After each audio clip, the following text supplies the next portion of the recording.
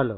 आज 15 तारीख महीना 4 2022 नीलकंठ स्थान डॉक्टर भीमराव रामजी अम्बेडकर विद्यालय खंद्रा पोस्ट खंद्रा भाया उखड़ा 713363 पीडीओ ऑफिस और police station Andal sub divisional office Durgapur district Paschim Bardhaman West Bengal near by Lord Shiva temple Neelkanth स्थान।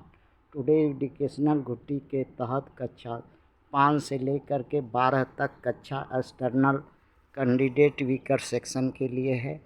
आज का है कि चालाक कौन है और मूर्ख कौन है, इसी को बताना है बच्चों। और शीर्षक है अजान वर्सेस हनुमान चालीसा। देखो, ऐसा है कि अजान माइनॉरिटी मुसलमानों का इबादत करने का माने माध्यम है। अपने महापुरुष अपने ईश्वर का नाम पुकारते हैं। और हनुमान चालीसा जो है एक ऐसा SC ST OBC माइनॉरिटी का एक वीर है जो ठाकुरों, बाभनों, क्षत्रियों और लोगों का बिना पैसा में गुलामी करता हो, सेवा करता हो और उस सेवा के बदले कुछ नहीं मांगता हो, और जितना भी उस पर अत्याचार, अपमान, दंड किया जाए वो सहे, कुछ न बोले। इसी बात को हिंदू धर्म में गाली कहते हैं। किसी को फारसी भाषा में हिंदू धर्म को गाली कहते हैं, और यही सब चरित्र के वजह से गाली है। हिंदू धर्म नहीं है, एक गाली है,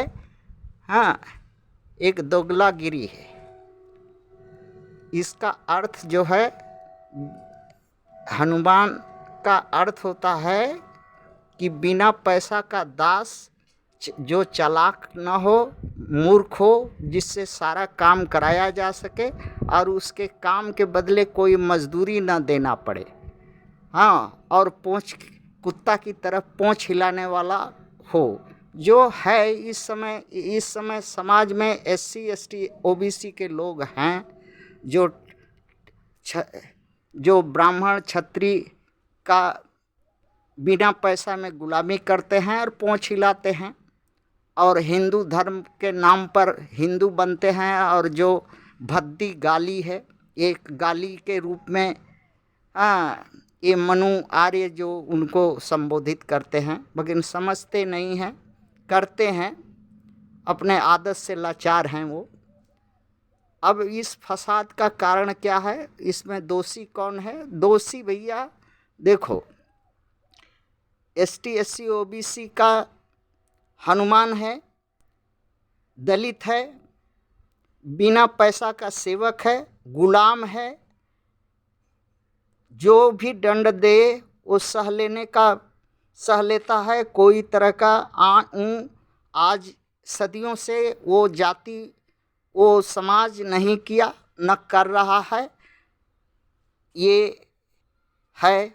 और अजान तो जो है मुसलमान धर्म का एक ईश्वर का उपासना करने का पद्धति है, नाम पुकारने का, दया दुआ मांगने का। तो माइनॉरिटी है, तो ये जो माइनॉरिटी मुसलमान है, ये कौन है? वही ST SC OBC के लोग जो मुग़ल पीरियड में धर्मांतरण हो करके मुसलमान बन गए या माइनॉरिटी मुसलमान बन गए, वही हैं जो कि ST OBC माइनॉरिटी के ही लोग हैं, जो मूल निवासी हैं इस देश के। अब मूल निवासी कैसे हैं?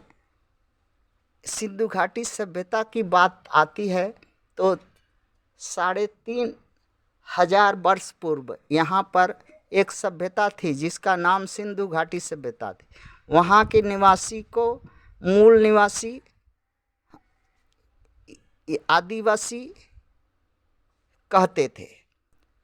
आर्य जो है वो बाहर से एक लुटेरा, बर्बर, अत्याचारी, कामी, लोभी जाति है जो कहीं से दूसरे जगह से लूटपाट नष्ट करने के इरादा से सिंधु घाटी सभ्यता पर आक्रमण किया, नष्ट किया, वहाँ के निवासी मूल निवासियों को दास बनाया, बंदी बनाया और यहाँ का शासक बन बैठा और आज तलक है। और बहुत इसके आर्य पहला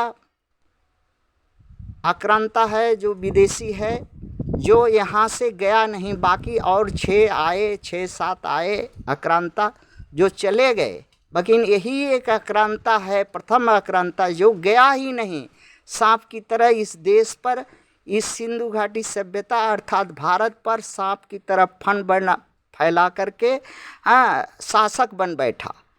और यही एसटी, एससी, ओबीसी माइनॉरिटी के लोग को आपस में लड़ाते रहता है और लड़ने वाला एसटी, एससी, ओबीसी माइनॉरिटी के लोग अपना इतिहास नहीं जानता और आपस में लड़ता है, माथा फोड़ता है और ये बैठ करके तमाशा देखता है।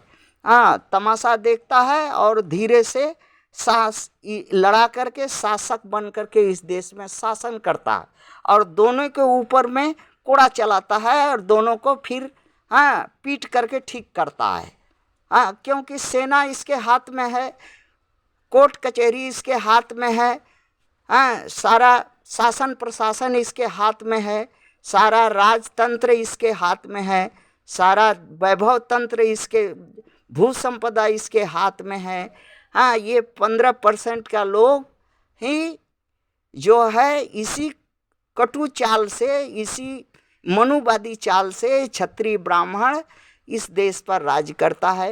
लेकिन एसटी, एससी, ओबीसी माइनॉरिटी के लोग इस बात को न कभी अपना इतिहास देखा, न समझता है, आपस में खाली माथा फोड़ा फोड़ी करता है। एक बार सब मिल